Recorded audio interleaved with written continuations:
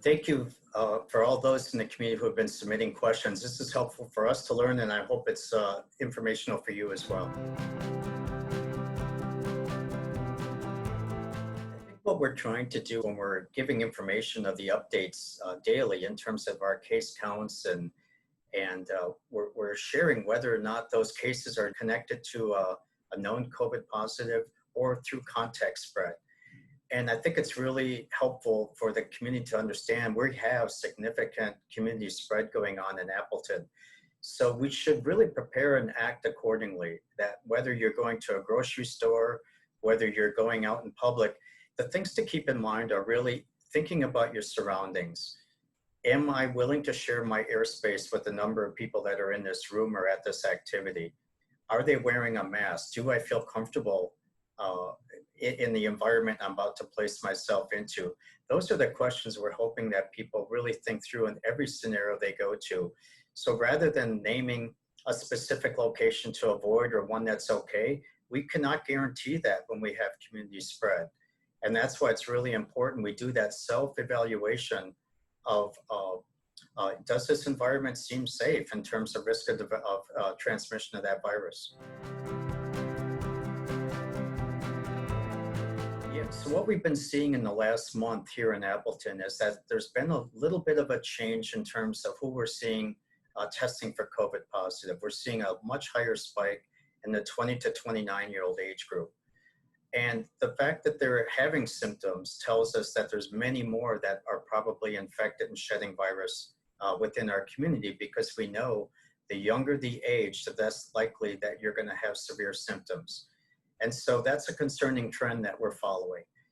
The fact that people are going in and asking to be tested in that age group tells us that there's likely to be many, many more that are asymptomatic that aren't yet being tested.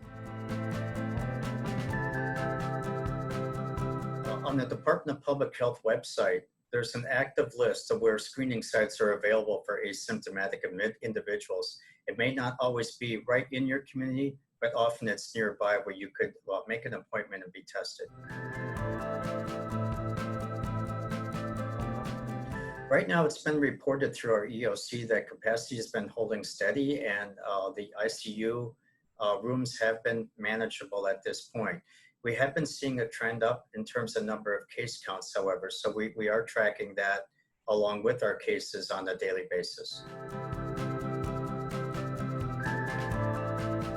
I think the importance of wearing the mask is really for people to recognize the size of the droplets matter too. So when we're talking loudly, like in an outdoor area, or we're singing or we're yelling, we have that opportunity to have larger size of vapor droplets that come from us to others. The mask has the ability, even the cloth mask, to really capture the larger and medium-sized vapor barriers that come through. And they're really the carriers of the highest concentration of virus. And so by doing that, we're really showing an act of kindness to others. We ourselves might not know that we're shedding. We may be asymptomatic, meaning we feel fine. But we still, if we are a carrier and don't know it, we could be shedding that virus, and this is really what prevents it from going to one another. So the best is that we both are wearing a mask, we're maintaining 6 feet, and that's the lowest risk factor that we can do.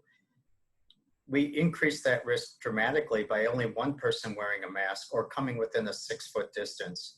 And we make it even worse when we don't wear masks at all and we're coming within a 6-foot distance for an extended period of time.